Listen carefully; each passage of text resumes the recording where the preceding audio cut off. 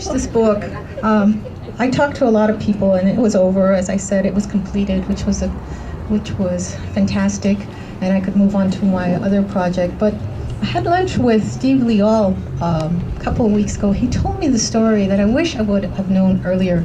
And I asked him, Steve, will you tell that story at my book party? And he said he would. So you all know Steve Leal, and he's got a radio show on Wednesdays. And it's a great radio show. Thursdays. 13:30. 13:30. AB's been on it twice. This is AB. Some of you might know him from the Three Sonorans. His blog is making history in some ways, and it's always very interesting to read his column. Thank you, Lydia. You know, she, aside from giving us a window to look through, it's also a bridge. And it's a bridge for our memories to be able to go back and become renewed. Because I think all of us know that our memories change and fade and get, moved around like the furniture in the living room. And so having a book like this is a very, very important thing for all of us. You know, we're born from our mother and father, but I think we have two sets of parents. The other set of parents is the culture and history. I think that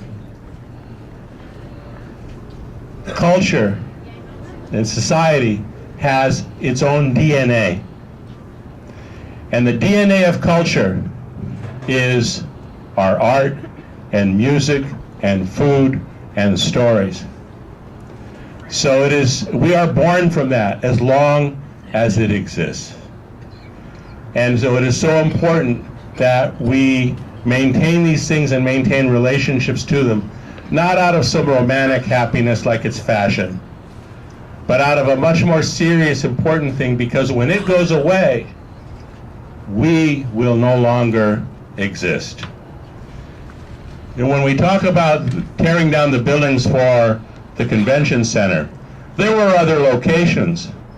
It was not a default situation. You had to leave America to find an urban form like what existed there. If we had that today, we probably wouldn't have a financial problem in Tucson, because the tourism in Tucson would be so significant, we'd be making $1 bazillion. The convention center has lost at least $2.5 million every year since it's been built. So taxpayers have lost over $100 million on something that was a really bad idea to begin with. But it's part of an older pattern. I mean, the first thing that I'm aware of that happened after the railroad came in was all the street names were changed.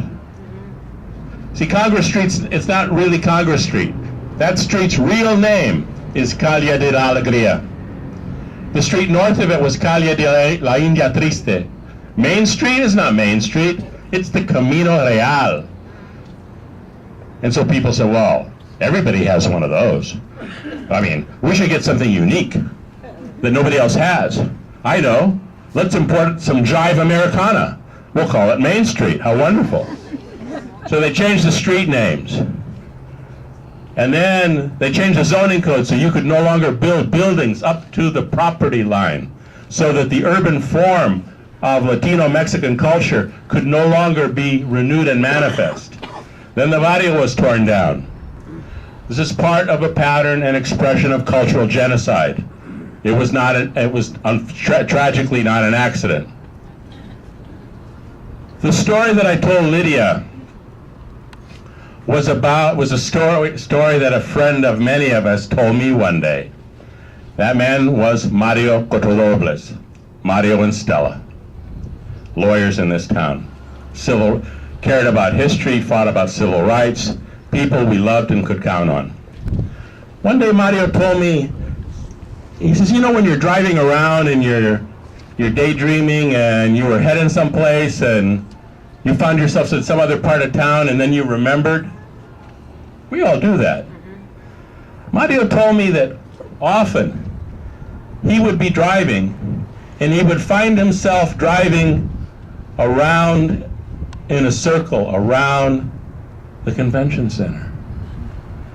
And he realized one day that what was happening for him was he was trying to go home. You know, and it like gave me the goosebumps on my soul. It made me think about the people you hear about who lost a leg or an arm, but it still itches.